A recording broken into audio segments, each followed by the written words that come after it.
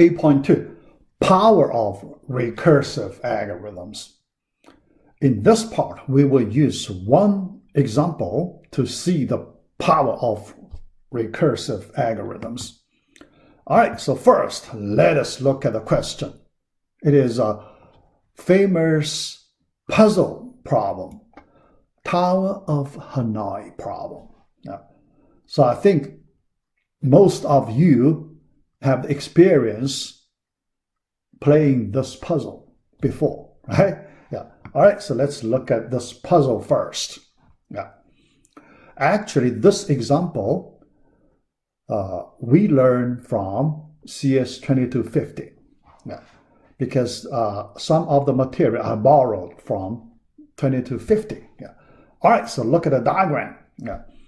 There are 3 pegs and 3 disks with different sizes. Now, the largest one at the bottom, then second largest and the smallest on top. Yeah. The goal, we need to move all 3 disks following some rules. Yeah. We will see those rules following 3 rules from the first peg to the third peg. Yeah. So what are those rules? Number 1, only 1 disk can be moved at a time. Yeah. Every time, just move 1 disk. Well, that's simple rule. All right. Second, a disk cannot be placed on top of a smaller disk. Yeah. This is very important. This restriction is important. So it is only, you can only place a smaller disk on top of a larger one, but you cannot put larger one on top of smaller one. All right? Yeah. So the order, yeah, the disks in one peg should follow that the size is decreasing. Decreasing. Yeah. So that rule, the second rule. The third rule, all disks must be stored on a peg except while being moved. Now, that means you cannot place a disk on the table. You cannot. Okay? Otherwise, if you're allowed to do it, then it is too easy, right? In order to make this puzzle problem more challenging, you need to follow this third rule. Yeah, you cannot place any disk on some other temporary locations. It must be one of the 3 pegs. All right, yeah. Let us try to solve it. Yeah. Let us do some analysis. Yeah. Question: how to solve the general problem with n disks? Yeah. Our goal, we need to solve the problem with n disks. So you can imagine how hard it is with n disks. Yeah. Think about it. The n is a large number. How can you solve? But here, one thing I want to make it clear, when we solve the problem with n disks, we use 3 pegs. All right? We still use 3 pegs, not n pegs. If n pegs, too easy, right? Too easy. Still, even if you have large number of disks, you can only use 3 pegs. That is very challenging. Yeah. All right. When we start with n equals 1 or 2. Yeah. Because when the problem size very small, that's very easy. So for these 2 cases, very easy. We do not need to, try to work on these 2 problems here. Yeah. Because we can imagine in our mind easily. Yeah. But now we want to do the thinking in recursion. Yeah. When we solve the problem of size 3. Size 3, yeah, we can assume that we have already solved the problem of size 2. Yeah, so that's the reasonable assumption. That is the recursion thinking in this way. Yeah. All right. Yeah. But it is reasonable, right? It is reasonable. All right. But here you can see, even if when n equals 3, it is not trivial. It is a little challenging. Yeah. So you can try a little challenging. Yeah. But I think you have the experience. Yeah. All right. So let us try this case to get some experience. Yeah. So let us work here on n equals 3. Yeah. All right. So let us do the experiment. Here, I just use the diagrams to explain step by step. Yeah. All right. When we start, step 0, that is the state of the starting point. Yeah. 3 disks on the first peg. All right. Step 1, move the smallest disk on peg 3. All right. Very easy. Then, step 2, move disk 2 to peg 2. Yeah. That's legal move, right? Yeah, we follow those 3 rules. Step 3, move disk 1 back to peg 2. Yeah, on top of peg 2, also legal, right? But here you can see, after we make these moves, you can see we just solved P of 2, problem of size 2. We move 2 disks, maintain the order from one peg to another peg. How about that? So we did it. Yeah. So that's the reason we can assume we have it.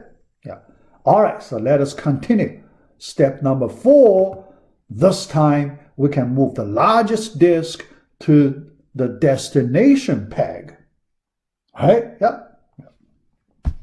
After that, then we need to solve another P of 2, moving these 2 disks on top of the destination peg. So another P of 2 problem. We can solve it. We can do it another time. All right, so let's just do it.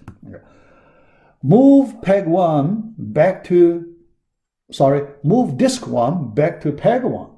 Yeah. After that, move disk 2 to peg 3. The last step, move disk 1 to peg 3. So we solve the whole problem for size n equals 3. So you see, we just need 7 steps or 7 disk moves. We can solve the complete problem. All right? Yeah. So, we use a sequence of diagrams. We can see the idea clearly. Yeah. Next question. How do we generalize the solution to n disks? Yeah. All right. So our goal, we need to solve the general case recursively. All right. Yeah. Okay. Because without using a recursion, you can imagine how hard it is to solve the general n-disk problem. Yeah. But with recursion, yeah, we can do problem size reduction, right? When we work on general n-disk problem, we can assume we have already solved the n-1 disk problem. All right. So then the thinking is much easier because our starting point, starting from solution of n-1 disks. Yeah. Then after that, then the last disk, we only need to handle the last disk. Yeah. All right. With that recursive idea, so let us use still the diagrams, those diagrams, but here I need to modify a little bit to get the n-disk solution. All right, so let's start. The starting point, yeah.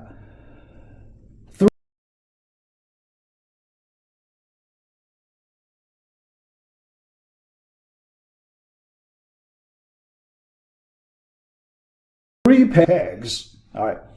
Then we have a stack of disks of different sizes, decreasing sizes.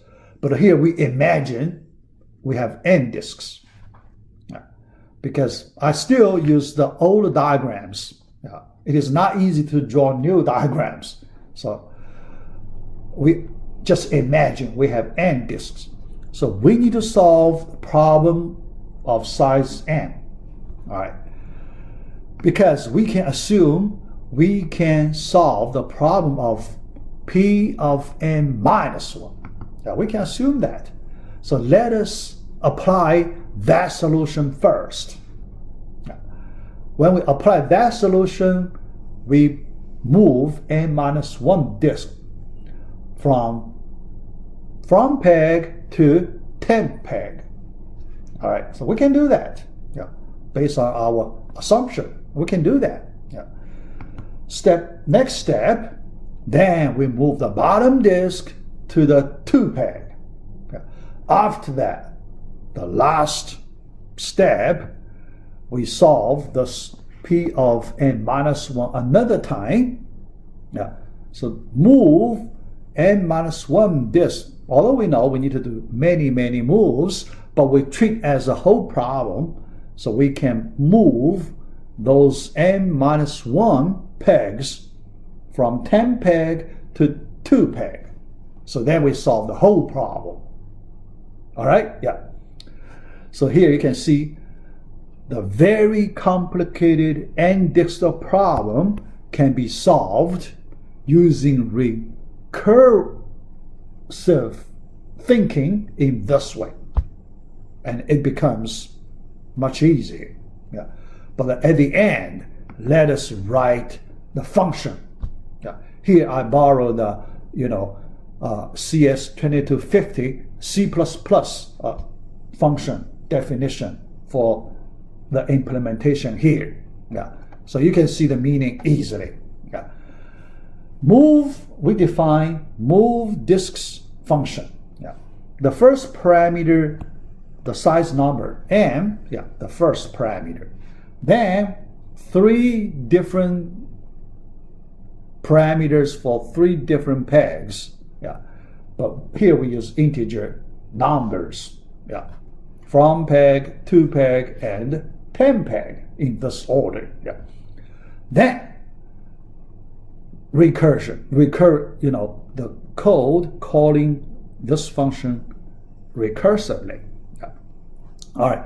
This line corresponds to n minus 1 size problem. Yeah. But when we move from peg disks from peg to 10 peg as destination. This as destination. All right. This one as the temporary. All right, temporary tag. So that order is important. After that, we need to move the bottom disk. So this output is the simulation for the bottom disk move from peg to 2 peg. Just print out a message.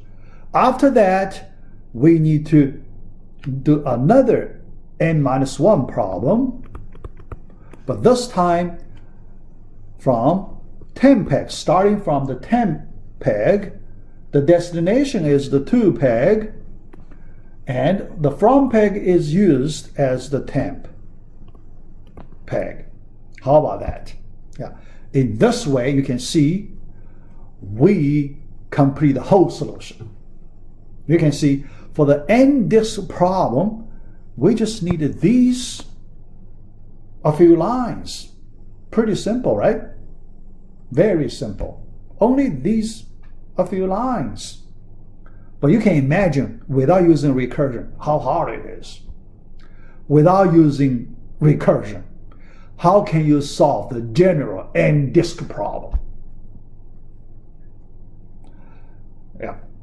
So that gives you the idea how powerful is this method. Yeah. All right, so let us stop our 8.2 right here.